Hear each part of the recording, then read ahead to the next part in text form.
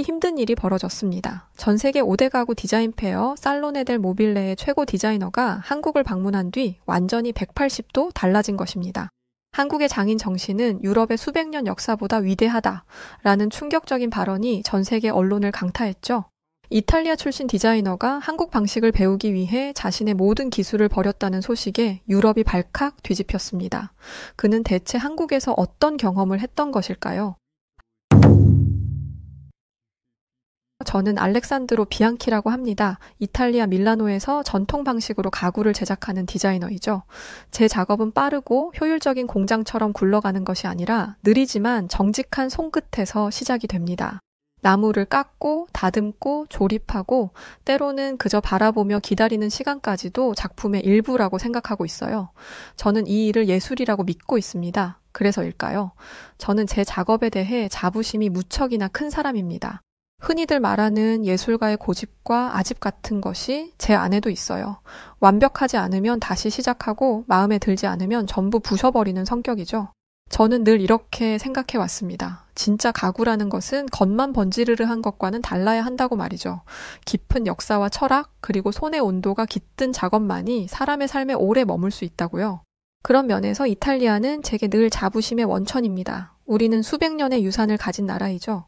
로마의 석조 건축부터 베네치아 유리공예, 피렌체의 마르케트리 상감 기법까지 전통이 흐르고 장인의 손이 남긴 흔적이 생활 곳곳에 남아 있습니다. 그런 제가 사실 어떤 나라를 조금 얕잡아 보고 있었어요. 그건 바로 한국이죠. 정확히 말하면 전통이라는 측면에서 얕보기 시작한 것입니다.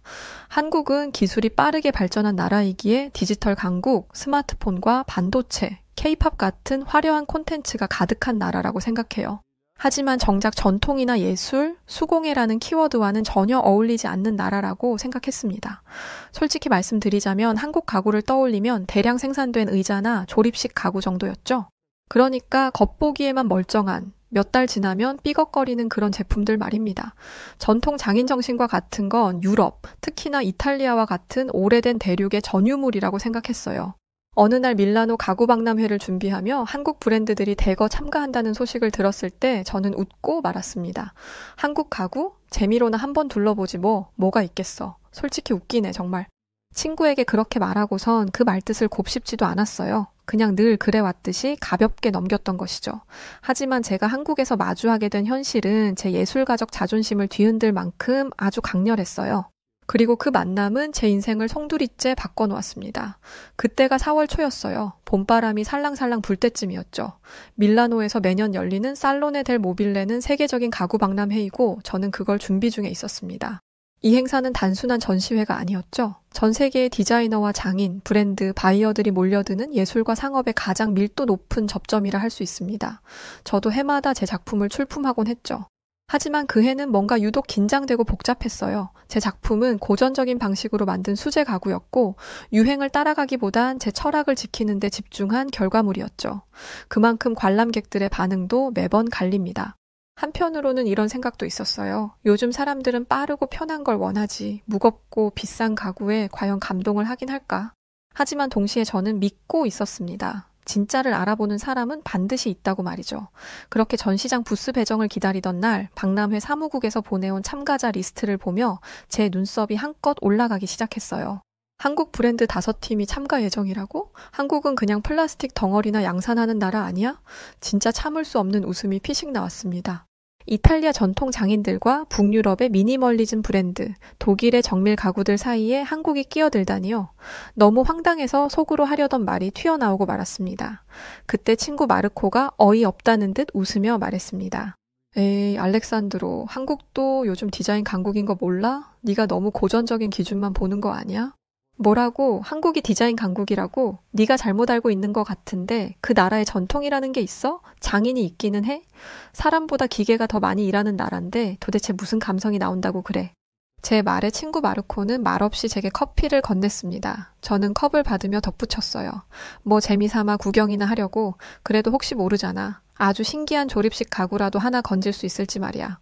그렇게 말은 했지만 솔직히 전 기대는커녕 관심조차 없었습니다. 제 자부심이 한국을 허락하지 않았거든요.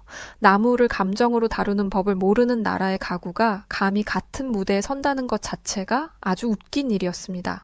그러나 저는 곧 깨닫게 되었어요. 제 웃음이 얼마나 얕고 무지한 것이었는지. 그리고 그 나라가 가진 진짜 힘은 기술이나 속도가 아니라 시간을 대하는 태도에 있다는 것을 말이죠. 몇 주 뒤 저는 서울에 도착을 했습니다. 한국 가구의 실체를 직접 확인하겠다는 호기심 반, 여전히 남아있는 자만심 반으로 가득 찬 여정이었죠. 처음 발걸음을 옮긴 곳은 한국에 있는 청담동이었습니다. 서울의 중심이라 불리는 그 거리에는 세계적인 명품 매장들 사이로 뜻밖에도 수제 가구 쇼룸 하나가 조용히 자리 잡고 있었어요. 밖에서 보기엔 그저 미니멀한 외관이었지만 안으로 들어서는 순간 제 심장이 잠시 멈춘 것 같았습니다. 눈앞에 펼쳐진 공간은 단순한 전시장이 아니었죠. 한 조각의 가구가 단지 물건이 아니라 한 사람의 철학이자 시간의 응축처럼 느껴졌습니다. 테이블 하나가 눈에 들어왔어요. 무늬목이 아니라 진짜 나무를 통째로 깎아 만든 상판이었죠. 도장이 아니라 기름을 입혀서 나뭇결이 살아있었고 결 하나하나가 마치 살아 움직이는 듯 했죠. 표면을 손으로 쓸어봤습니다. 거칠지 않으면서도 매끄럽지 않은 그 묘한 감촉은 기계로는 결코 나올 수 없는 결과였죠. 저도 모르게 숨을 들이마시고 주변을 둘러보기 시작했어요.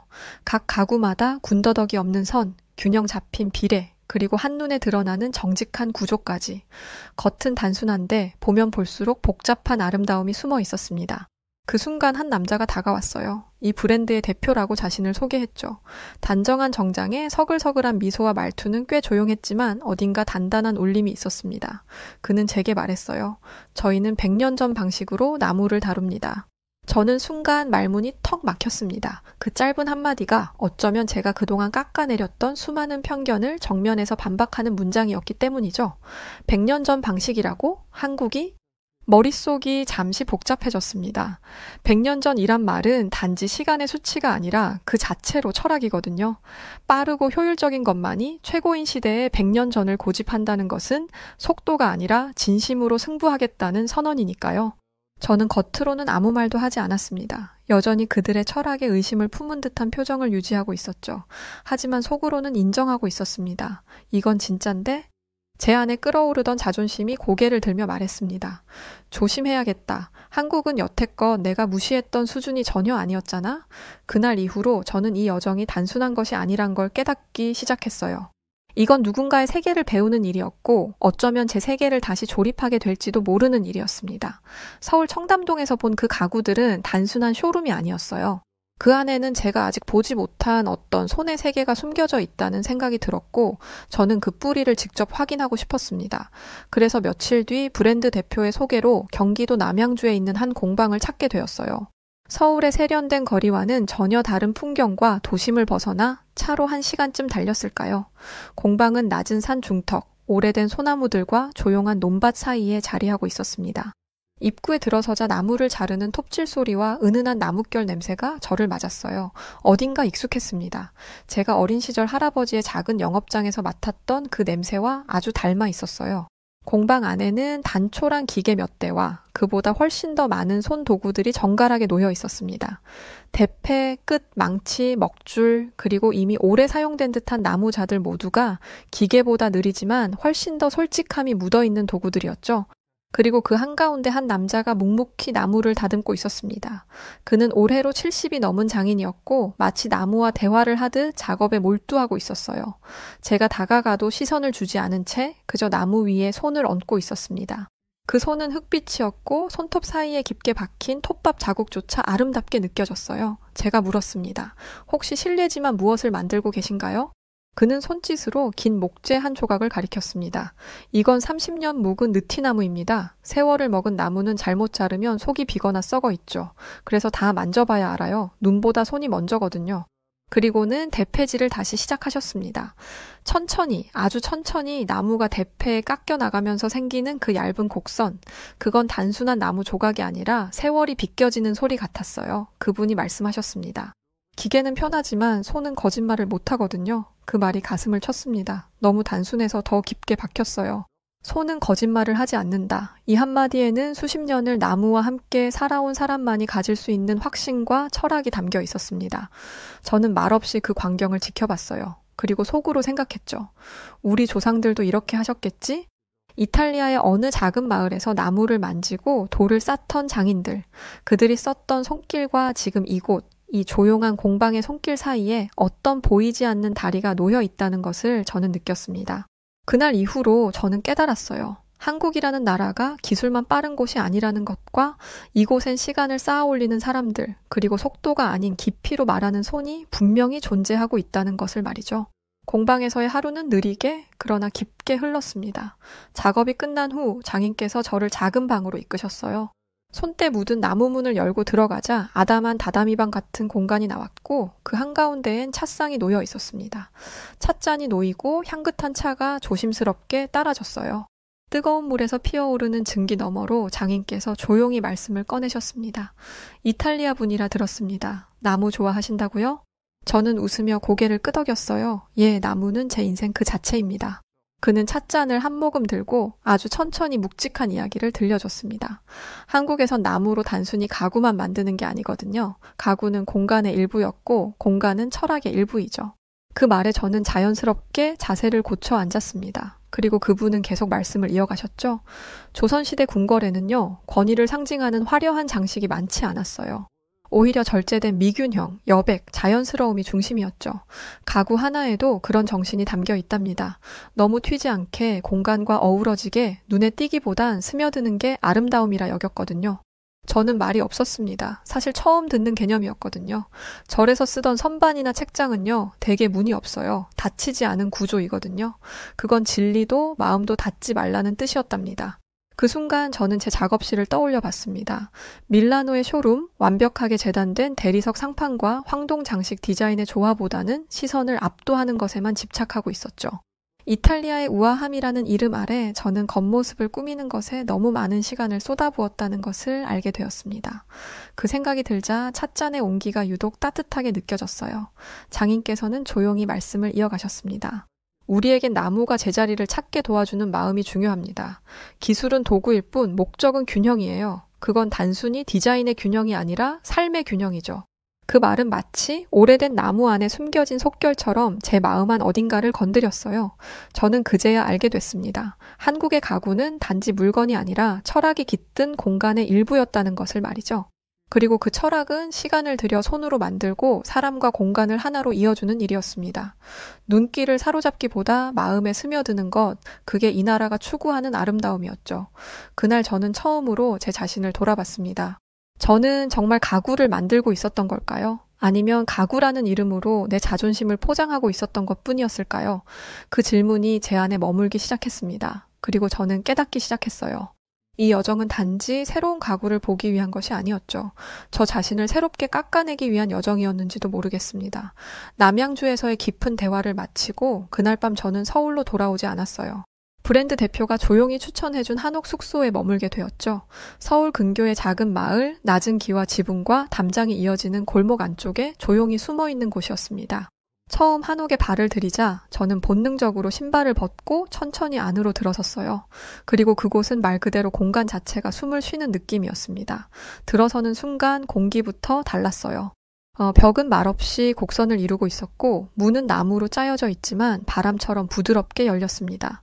작고 낮은 목재 테이블, 조용한 서랍장, 단순하지만 정확한 선으로 짜인 의자, 모두가 저를 억지로 감동시키려 하지 않았어요.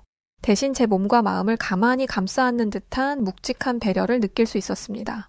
무릎을 꿇고 목재 찻상 앞에 앉았을 때 저는 문득 깨달았습니다. 이 가구들은 사람이 사용하는 것이 아니라 사람과 함께 숨쉬는 구조물이라는 것을 말이죠. 서랍을 열 때마다 손가락에 걸리는 촉감이 섬세했고 의자에 앉을 때에는 몸을 적절히 받쳐주는 각도와 균형이 살아 있었습니다. 그리고 그 안에는 명백한 시간의 기술이 숨어 있었어요. 밤이 깊어진 무렵 저녁을 함께 하기로 한 브랜드 대표가 한옥으로 찾아왔습니다. 저는 그에게 말했어요. 이 가구들 단순한 형태지만 완벽하게 계산된 구조 같군요. 어떤 디자이너가 이런 설계를 했습니까? 그는 고개를 젓고 웃으며 대답했습니다. 설계자가 따로 있는 게 아닙니다. 몇백 년 전부터 내려온 방식 그대로예요. 사람이 오래 살아보면서 가장 편한 높이, 가장 적당히 크기를 스스로 찾아낸 거죠. 저는 깊은 탄식을 내쉬었습니다. 이런 감각은 책이나 캐드 도면으로는 얻을 수 없겠네요. 그는 고개를 끄덕이며 말했어요. 저희는 트렌드를 쫓기보다 오래가는 것을 만들고 싶습니다. 유행은 빨리 오는 만큼 정말 빨리 사라지잖아요. 그렇기 때문에 저희는 시간 앞에서 견디는 물건을 만들고 싶습니다. 그 말을 듣고 저는 조용히 고개를 끄덕였습니다. 진짜 명품은 유행을 타지 않죠. 맞습니다. 그건 결국 시간을 입은 진심이니까요. 그날 밤 한옥의 문을 닫고 나무 바닥 위에 앉아 있던 저는 이탈리아에서 쌓아온 제 디자인 철학이 얼마나 얕았는지를 처음으로 느꼈어요. 화려함보다 기능, 기술보다 철학, 그리고 시선보다 체험의 깊이. 한국적인 가구가 가진 그 강함은 소리치지 않으면서도 마음 깊숙이 울리는 묵음의 힘이었습니다. 저는 그 공간 안에서 처음으로 깨달았어요. 이 나라는 기술이 빠른 나라가 아니라 시간을 존중하는 나라라는 것을 말이죠. 한옥 숙소에서의 밤을 보내고 다음 날 저는 서울 시내를 걷기로 했습니다. 특별한 목적이 있었던 건 아니었죠. 단지 이 나라의 거리에는 아직 제가 보지 못한 무언가가 있을 것 같다는 예감이 들었습니다. 걸음을 옮기다 보니 경복궁 근처의 오래된 골목으로 들어섰어요. 기와지붕과 담벼락은 여전히 옛 모습을 지키고 있는데 문을 열고 들어가면 전혀 다른 세상이 펼쳐져 있었습니다. 그곳은 바로 카페였죠. 하지만 일반적인 카페가 아니었습니다. 천장은 석가래가 그대로 드러난 전통 구조였고 커피는 도자기 잔에 담겨 나왔어요. 한쪽 벽에는 전통 자개장이 디스플레이처럼 설치되어 있었고 그 안에서 디지털 프로젝터가 한국의 사계절을 투사하고 있었습니다. 그 순간 저는 가만히 중얼거렸어요. 아날로그와 디지털이 이렇게도 아름답게 섞일 수 있구나. 한참 동안 그 자리에 멍하니 서 있었습니다. 그동안 제가 익숙하게 보아왔던 전통의 보존과는 전혀 다른 방식이었기 때문이죠. 이탈리아에서 우리는 전통을 보존해야 한다고 말하곤 합니다. 그 말은 곧 전시하고 보호하고 손대지 말고 가둬놓는다는 뜻이었죠. 우리는 오래전의 것을 유리 진열장 안에 넣고 조명을 비추고 조심스레 지켜보기만 합니다. 하지만 여기 한국에서는 그 유산이 사람들의 일상 속에서 여전히 살아 숨쉬고 있었어요. 전통 문양을 담은 스마트폰 케이스, 한지 질감을 입힌 블루투스 스피커, 전통 옷감으로 만든 백팩, 심지어는 전통 목가구 기법으로 조립된 전통 킥보드 거치대까지. 어떻게 이런 생각을 했을까 싶은 아이디어들이 그저 기발한 수준을 넘어 아주 자연스럽게 풍경 속에 녹아 있었습니다. 저는 또 한 번 제조국을 떠올렸어요. 이탈리아의 박물관들, 플로렌스의 오래된 공방, 그리고 고풍스러운 디자인을 과거의 향수로만 소비하는 수많은 브랜드들. 우리는 유산을 박물관에 가두고 살고 있었습니다. 그러나 한국은 유산을 일상에 살게 하고 있었어요. 그 차이는 단순한 문화적 접근의 차원이 아니었습니다. 그건 전통을 과거로 밀어내는 태도와 전통을 현재로 끌어안는 태도의 차이였어요. 서울의 거리 위에서 저는 한국이 전통을 계승하는 방식이 아니라 그 전통을 진화시키는 법을 알고 있다는 사실을 깨달았습니다. 그리고 문득 이런 생각이 들었어요. 우리는 과거를 기념했지만 이들은 과거를 대화의 일부로 만들었구나. 그 깨달음 앞에서 저는 겸허해졌습니다. 제 안에 오만은 조용히 사그라졌고 한 가지 분명한 결론에 도달했어요. 한국은 확실히 달랐습니다. 그리고 그 다음이야말로 진짜 강함이었죠. 서울에서의 며칠, 그리고 남양주에서의 기억, 그것들은 저의 마음속 깊은 곳에 조용히 만들어내고 있었습니다. 디자이너로서의 자존심, 유럽 장인 전통에 대한 확신, 그리고 무엇보다 내가 더 잘 안다는 자부심조차 어느새 말없이 무너져가고 있었습니다. 그러던 어느 날 저를 남양주 공방으로 초대했던 브랜드 대표가 점심 식사를 제안했어요. 서울 성북동의 한옥 식당이었죠. 정갈한 수육과 전통 장아찌를 곁들인 식사가 차려진 자리에서 그는 조용히 말했습니다. 선생님께 제안을 하나 드리고 싶습니다. 저는 젓가락을 잠시 멈추고 경청했어요. 저희 장인들과 함께 한국적인 수공예 기술을 바탕으로 한 콜라보레이션 작품을 제작해 보시는 건 어떨까요? 처음 그 말을 들었을 때 저는 솔직히 당황했습니다. 전통과 철학에 대한 감탄은 있었지만 그들과 함께 무언가를 만든다는 건 전혀 다른 이야기였으니까요. 이탈리아 장인은 보통 자신의 기술을 공유하지 않습니다. 더구나 외국인과 함께 만든 작품에는 순혈주의에 가까운 거부감이 깔려 있죠. 저 역시 그런 분위기 속에서 자라왔습니다.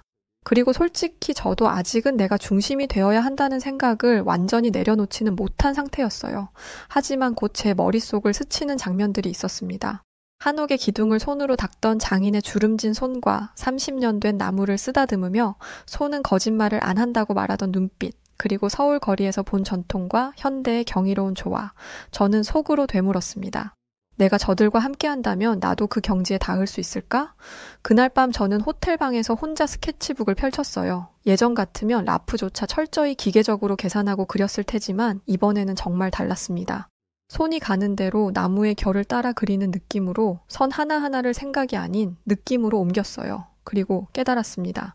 적어도 이들과 함께라면 기존의 유럽식 장인 철학에 한국의 자연과 시간의 미학을 얹은 진짜 살아있는 작품을 만들 수 있겠다는 확신이 들었어요. 며칠 뒤 다시 남양주 공방을 찾았을 때 저는 말했습니다. 저 함께 만들고 싶습니다. 대표가 웃으며 되물었죠. 정말 괜찮으시겠어요? 쉽지 않은 작업일 텐데요. 저는 조용히 고개를 끄덕이며 대답했습니다. 이곳은 모방이 아니라 창조의 땅입니다. 저도 그 창조에 참여하고 싶어요. 그 말은 제 자존심이 꺾여서 나온 말이 아니었습니다. 오히려 그 자존심이 진짜 무언가를 만났을 때만 나올 수 있는 그런 고백이었죠. 이제 저는 이 나라의 나무를 만질 준비가 되어 있었습니다. 그리고 그 나무 안에서 이탈리아의 영혼과 한국의 정신이 함께 숨쉬는 소리를 듣고 싶었어요. 그렇게 많은 것을 느끼고 가슴에 묻고 이제 한국에서의 일정을 마치고 다시 밀라노로 돌아가는 길이었죠. 며칠 전 마지막 작업을 마무리한 후 한옥 숙소 마루에 앉아 해질녘을 바라봤습니다.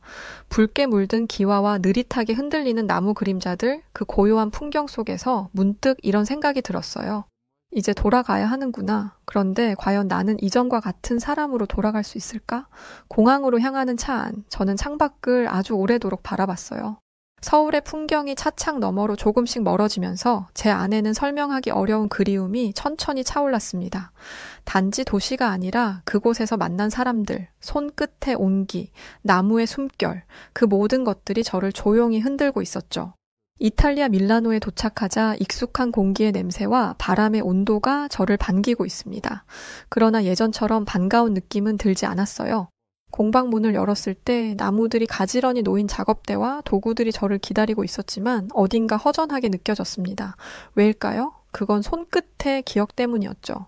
남양주 공방에서 만난 그 70대 장인의 손, 100번쯤 갈고 다듬은 듯한 조용한 동작, 마치 나무와 말을 나누는 듯한 그 모습이 제 눈과 손에 그리고 마음속에 깊이 새겨져 있었거든요. 곧 전시회 준비에 들어가게 되었습니다. 이번엔 콘셉트 자체가 달라서 긴장감이 더욱 컸죠. 동양과 서양의 손이 만날 때 저는 한국 장인들과 함께 만든 협업 작품을 정중히 전시장의 중앙에 두었습니다. 화려한 조명도 금박 장식도 전혀 없었어요.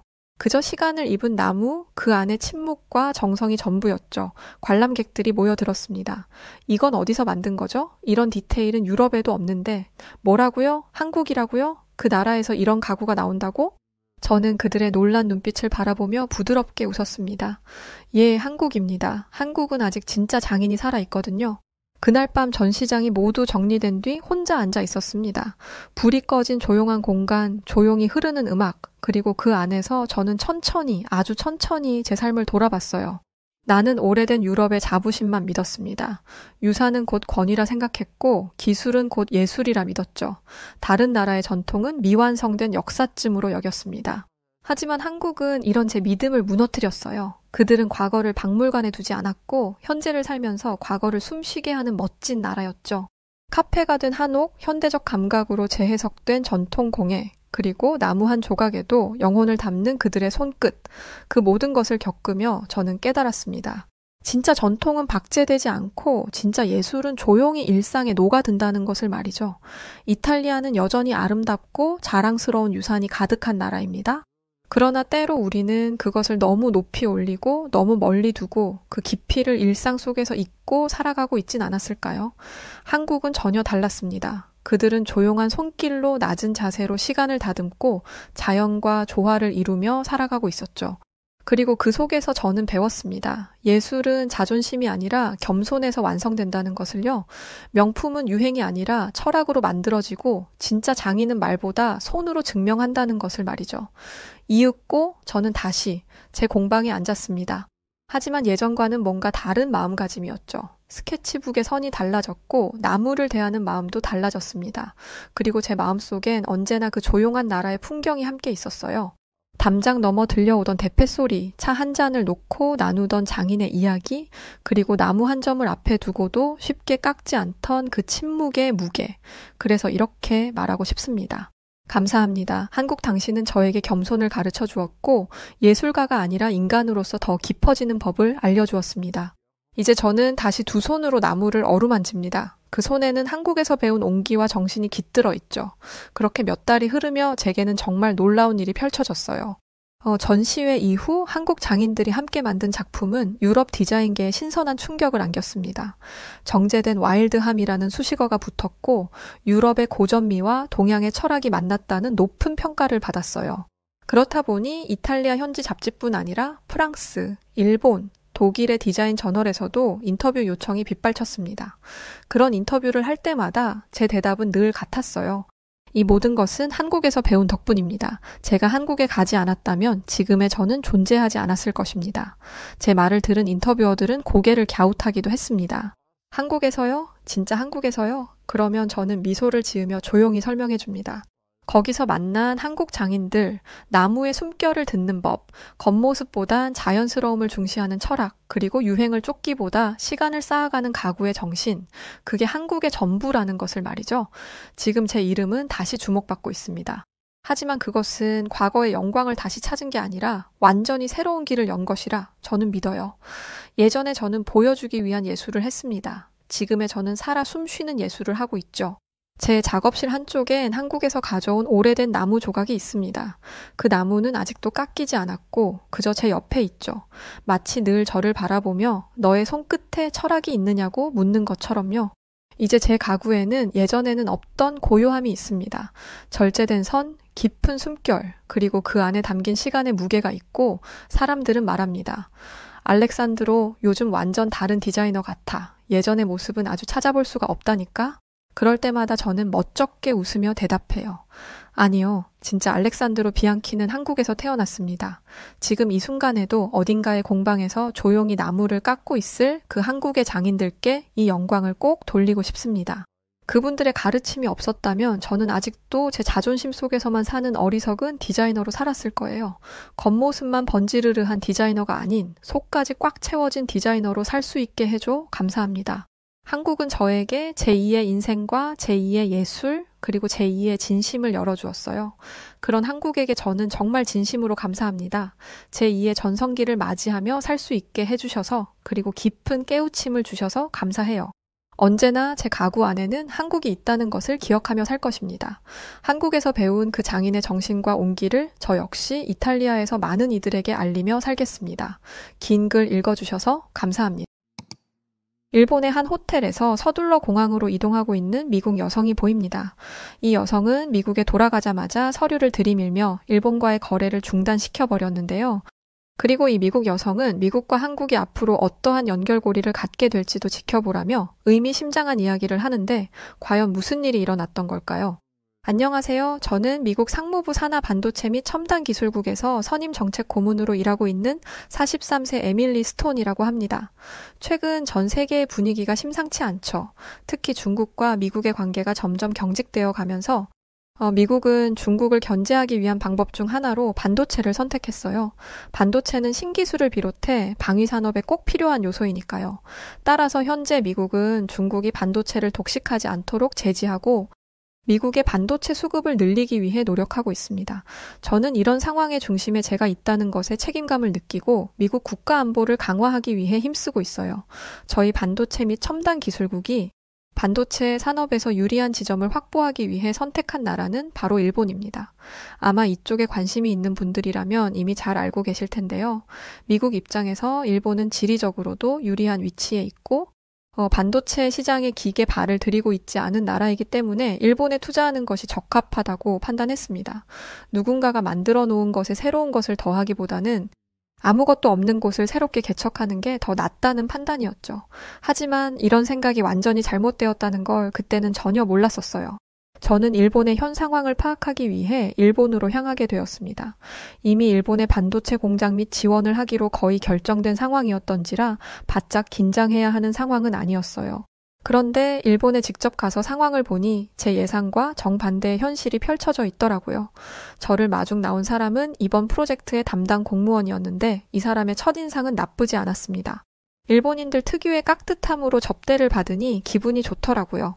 저는 곧장 호텔에 있는 식당으로 가서 저녁 식사를 함께 하게 되었는데요. 저는 미국인답지 않게 스몰 토크를 별로 좋아하지 않고 특히 일을 할 때 잡다한 얘기를 하는 걸 좋아하지 않습니다. 그래서 적당히 인사치레만 하고 일 얘기를 하기 시작했어요. 실무자들 회의에 앞선 정보 탐색 정도였죠. 저희 쪽에서 반도체 관련해서 러브콜을 보냈을 때 일본 측에서는 반도체 공장을 적극적으로 세우기로 하셨었죠? 어느 정도까지 진행됐는지 상황을 알 수 있을까요? 이렇게 물으니 일본 공무원은 갑자기 어깨를 부풀리며 의기양양한 표정을 짓더니 나중엔 콧구멍까지 벌름거리기 시작했어요. 그러면서 현재 자신들이 이 일에 얼마나 진심인지를 설명하기 시작했죠. 지금 일본 정부가 7,730억 엔을 투자해서 반도체 공장을 세우려고 하고 있습니다. 이 공장을 지으면 28에서 12나노 반도체까지 무리 없이 생산할 수 있을 거라고 자신합니다. 저는 순간 제 귀를 의심했습니다.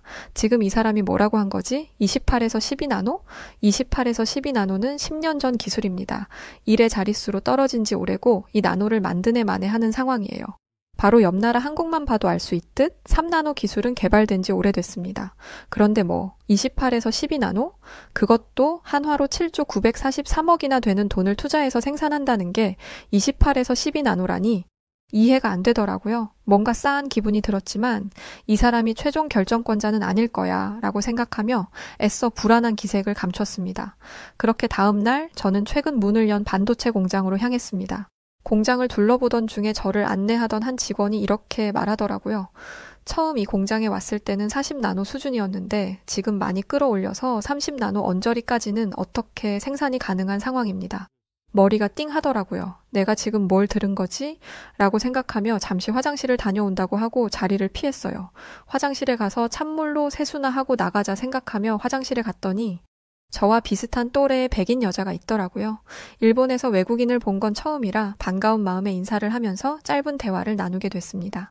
그 여자분은 제가 일본의 반도체 산업을 직접 보기 위해 왔다는 말을 듣자마자 얼굴을 굳혔어요. 그러면서 한숨을 푹 쉬더라고요. 제가 미국인은 아니지만 이건 꼭 얘기해야 할 것 같네요. 사실 저는 TSMC 직원이에요. TSMC는 글로벌 반도체 회사 중 하나입니다. 그리고 이런 최첨단 기술을 도입할 때는 외국의 기업들을 유치하는 경우가 드물지 않아요. 그래서 그 사람이 어느 회사 사람인지는 그리 놀랍지 않았습니다. 그런데 뭔가 이상하더라고요. 그녀는 한숨을 푹 쉬더니 말했습니다. 미국이 일본에 먼저 러브콜을 했다고 했죠? 제가 미국인이라면 두 팔 걷고 말렸을 거예요.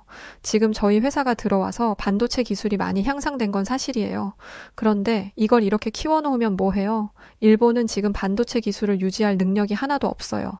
이건 또 무슨 의미인지 벌써부터 머리가 아득해졌습니다. 일본은 엄청난 규모의 자본을 투자해서 반도체 시장을 키우겠다고 미국에 약속한 상황이에요.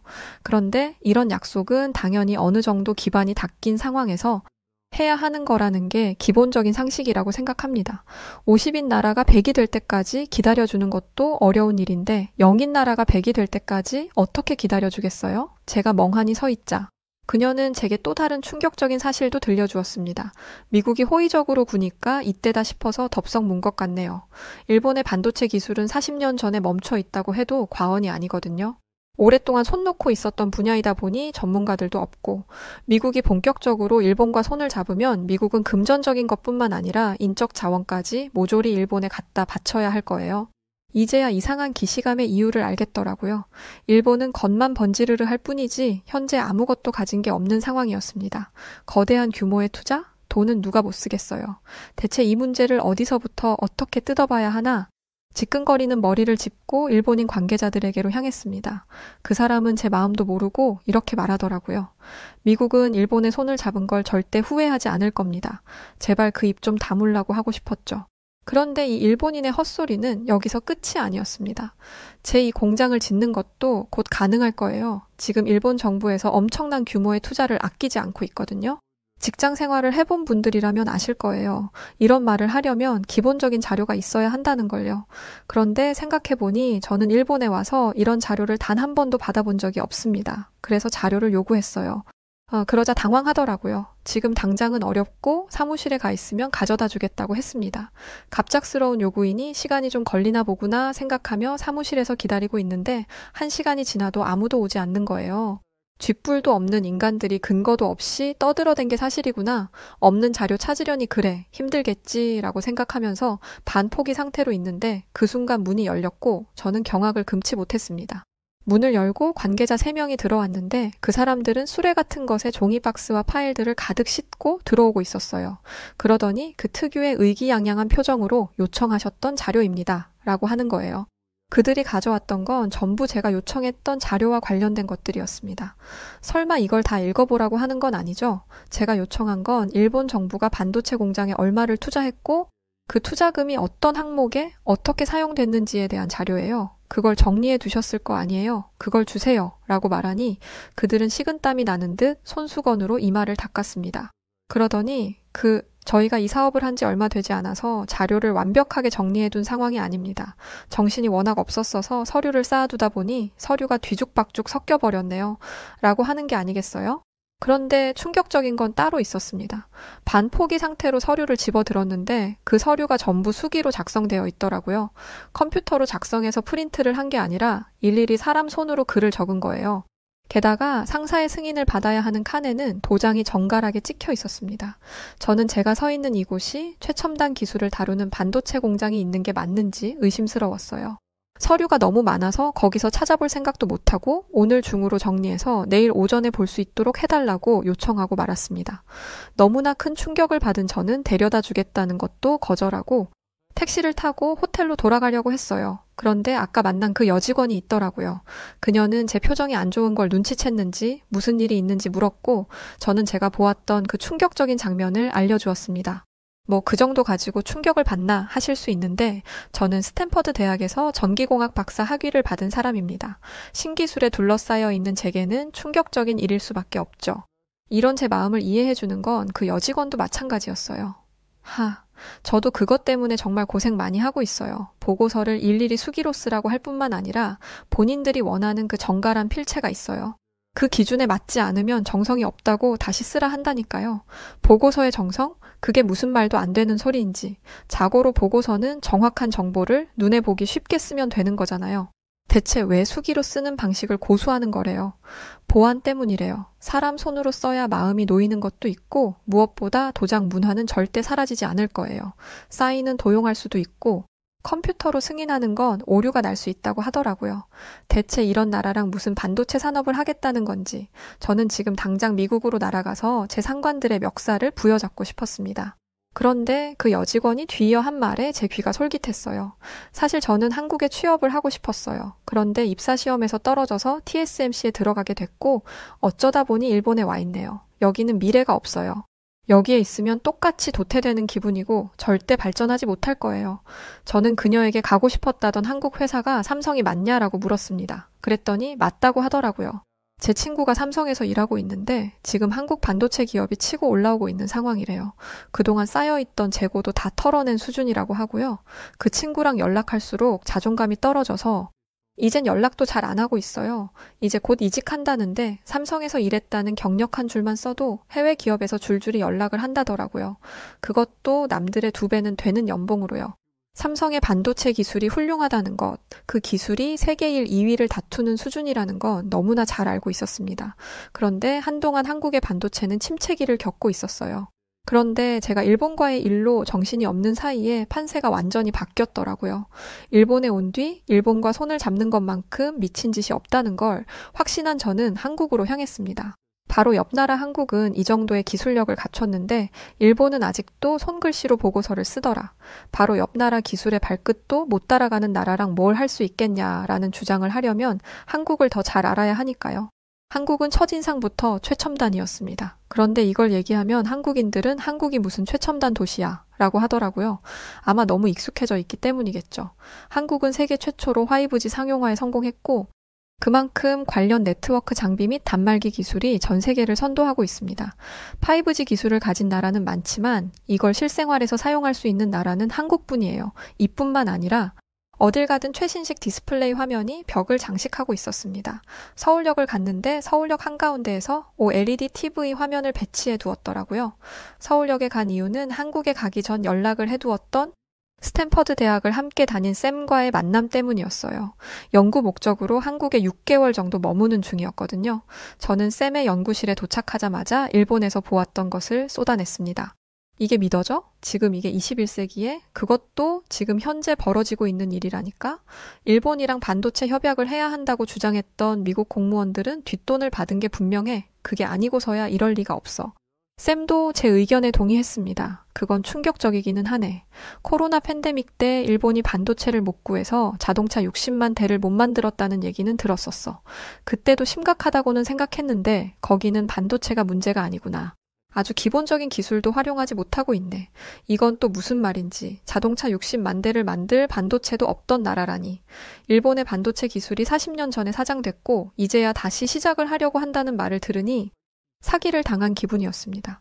그런데 일본은 자기들이 뒤떨어졌다는 걸 인정하지 않으려고 할 거야. 특히 한국보다 자기들이 뒤처졌다는 얘기라면 더더욱 한국에 와서 알게 된 건데 일본은 한국을 깔보는 마인드를 기본적으로 가지고 있는 것 같더라고. 공부도 못하는 애가 자존심만 세면 쓸데없는 고집만 남는데 일본이 딱 그 상황이더라고요. 저는 쌤에게 물었습니다. 그럼 너는 한국이 일본보다 뛰어나다고 생각해? 그러자 쌤은 무슨 그런 걸 묻느냐는 듯이 반응하더라고요. 그걸 질문이라고 해? 여기까지 오면서 봤잖아. 한국은 그 어느 나라보다 선진적인 기술을 가진 나라야. 반도체는 잘 알 거고 OLED 기술도 이미 말했었지. 최근에 알게 된 건데 한국의 로봇 공학도 세계적인 수준이야. 산업용 로봇뿐만 아니라 서비스 로봇, 의료용 로봇 등 다양한 분야의 로봇을 개발하고 있고 개발에서 그치지 않고 실제로 사용하고 있어. 한국은 식당만 가도 서빙 로봇이라는 게 돌아다녀. 서빙 로봇이라는 걸 처음 들은 제가 그게 무엇인지 감을 잡지 못하자 쌤은 저를 데리고 서빙 로봇이라는 게 있는 식당으로 향했습니다. 자리에 앉았는데 직원이 바쁜지 저희 쪽은 보지도 않더라고요. 미국에서는 소리를 내어 직원을 부르는 게 굉장한 무례입니다.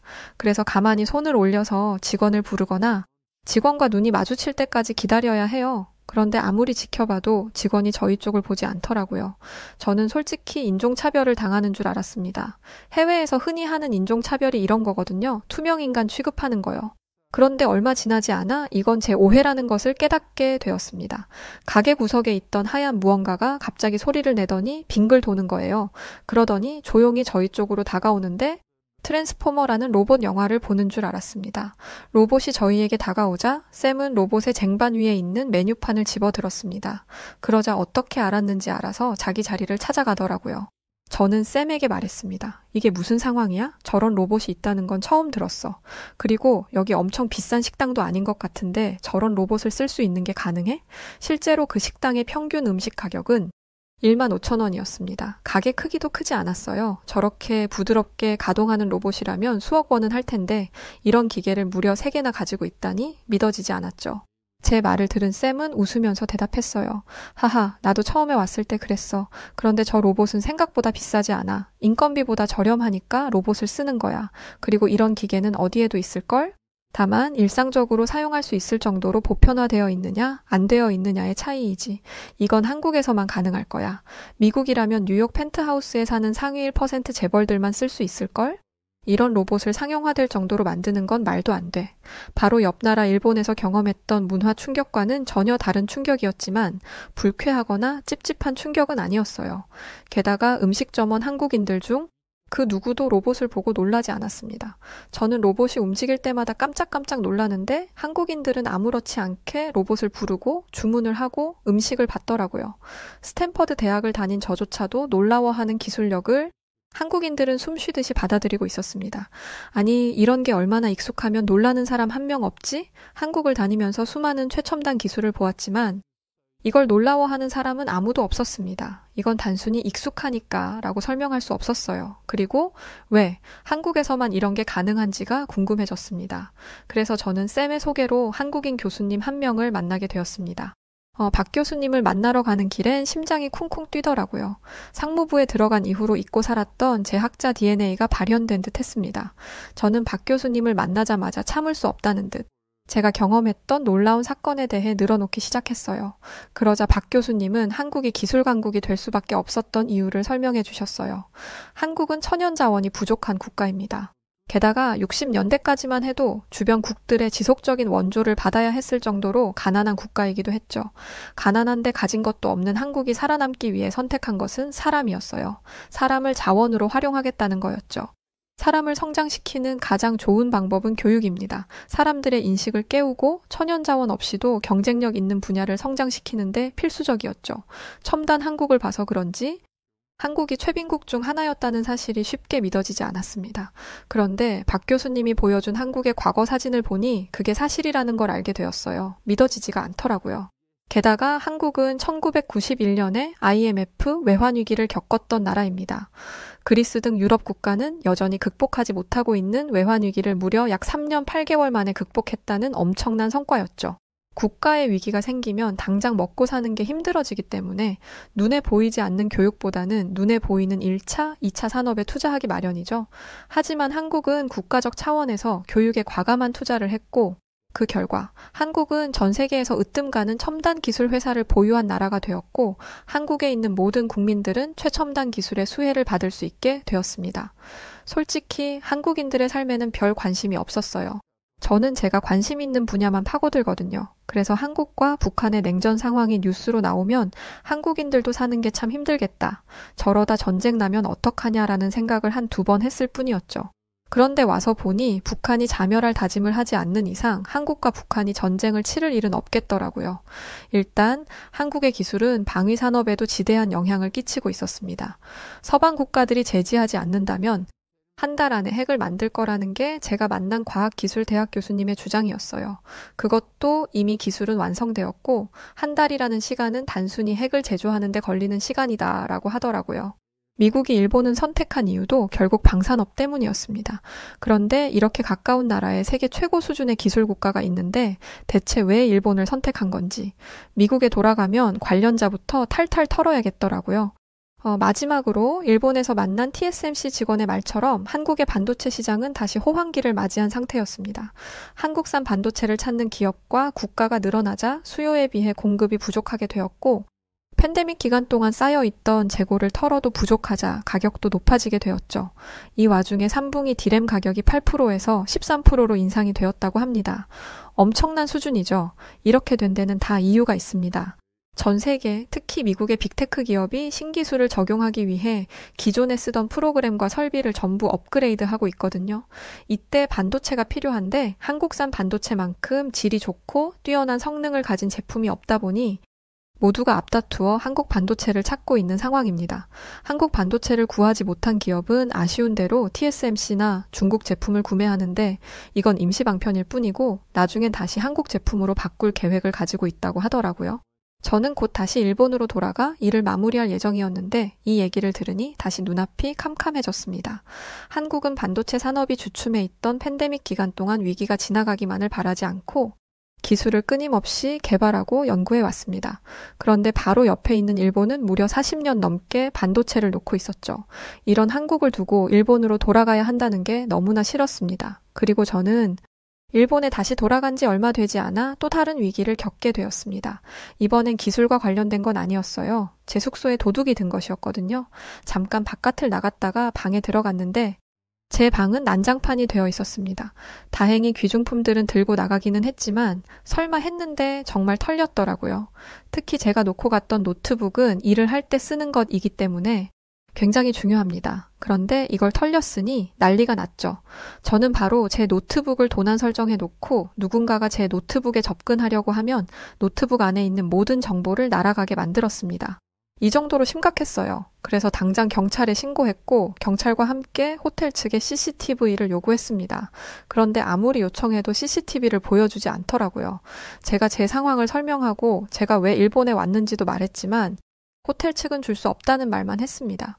경찰들도 마찬가지였어요. 본인들이 주기 싫다는데 자기들이 어찌할 방법이 없다고요. 만약 강제적으로 열람을 하고 싶다면 검찰에 서류를 작성해서 호텔에 제출해야 하는데 그 사이에 호텔 측이 데이터를 없애면 어쩔 수 없다고 했습니다. 게다가 그 지긋지긋한 수기 작성과 도장 문화를 또 얘기하더라고요. 제가 수기로 서류를 작성하면 그걸 결정권자들이 한 명씩 돌려보며 도장을 찍어야 한다고요. 제가 호텔을 비운 건 10분도 안 됐어요. 이 짧은 시간 안에 호텔방을 털 수 있는 사람은 제가 호텔을 나갔다는 걸 알고 문을 쉽게 열 수 있는 사람일 겁니다.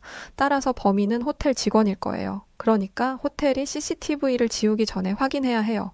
제가 물러서지 않고 계속해서 고집을 부리니 호텔 직원은 사실 저 CCTV는 장식용이라는 충격적인 말을 전했습니다. 제가 머물던 데는 동네 여관방이 아니에요. 도심 한가운데에 있는 5성급 호텔입니다. 대체 이런 호텔에서 왜 모형 CCTV를 달아둔 거냐고 물으니 오래된 호텔이다 보니 CCTV를 달 시스템을 구축하는데 시간과 노력이 더 많이 듭니다. 그리고 80년이 다 되어가는 세월 동안 CCTV 없이 지냈어요.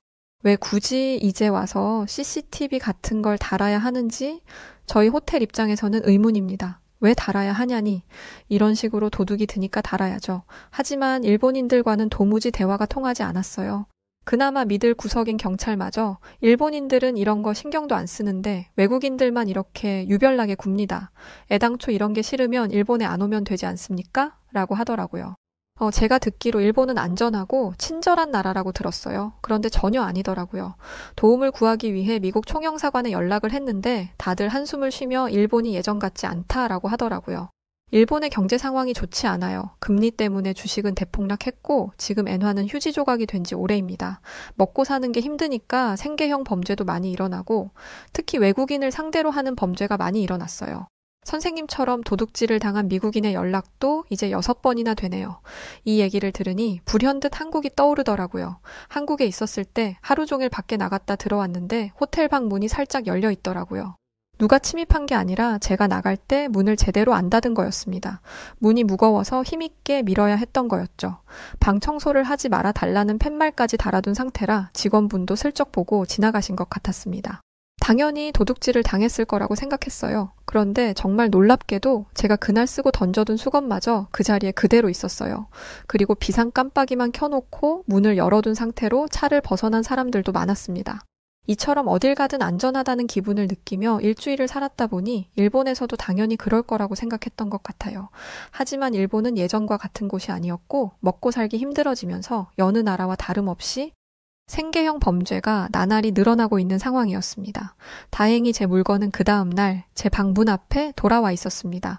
아마 경찰까지 오고 제가 미국 정부에서 온 사람이라는 게 알려지자 뒤탈이 무서워서 다시 가져다 둔 것 같아요.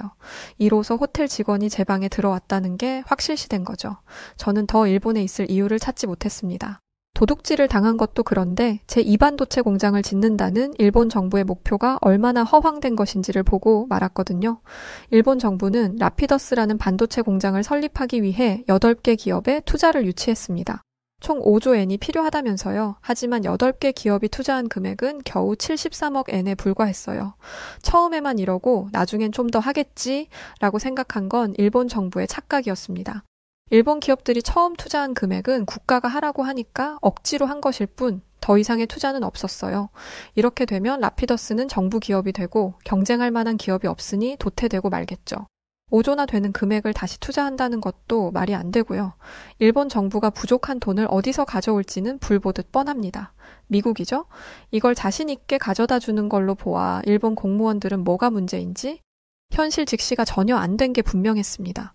저는 모든 자료를 들고 미국으로 향했어요. 그리고 이 상황을 보고했죠. 이 상황을 보고했을 때 미국 상무부 산하 반도체 첨단 기술국 직원들의 반응이 어땠는지는 대외비라 말하지 못하지만 최근 뉴스를 검색해보면 일본 반도체 제2공장 라피더스의 건설이 중단되었다는 것을 찾아보실 수 있을 겁니다. 그리고 현재 반도체 호황기를 맞이한 한국 기업과 미국이 어떠한 연결고리를 갖게 될지 그것도 집중해서 지켜보신다면 제가 어떤 역할을 했는지 아실 수 있을 거예요. 아마 저는 얼마 뒤에 한국으로 가게 될 것 같습니다. 이번엔 좀 더 면밀하게 한국을 연구해보고 싶다는 생각이 드는데요. 제 학자적 DNA를 발동시킨 한국에 대해 더 많은 이야기를 할 수 있기를 바라며 제 사연은 여기서 마치도록 하겠습니다. 감사합니다. 네, 오늘 사연 여기까지입니다. 일본이 확실하게 예전 같지는 않아요. 아직까지는 그래도 일본이 부자고 어쩌고 하기는 하지만 막상 일본에 가보면 낙후된 모습들을 심심치 않게 볼 수 있더라고요. 한때 필리핀이 한국보다 부자여서 한국을 도와줬던 나라라고 들었는데 지금은 완전히 반대의 상황이 된 것처럼 일본도 그러지 않으리란 법이 없으니까요. 자, 그럼 오늘 사연 어떻게 들으셨나요? 사연이 좋으셨다면 구독, 좋아요 부탁드립니다. 그럼 저는 사연을 전해드린 여우튜브 송은지였고요. 더 재밌는 영상으로 찾아뵐게요. 끝까지 시청해주셔서 고맙습니다. 그리고 우리 구독자분들 감사합니다. 사랑합니다. 당신만의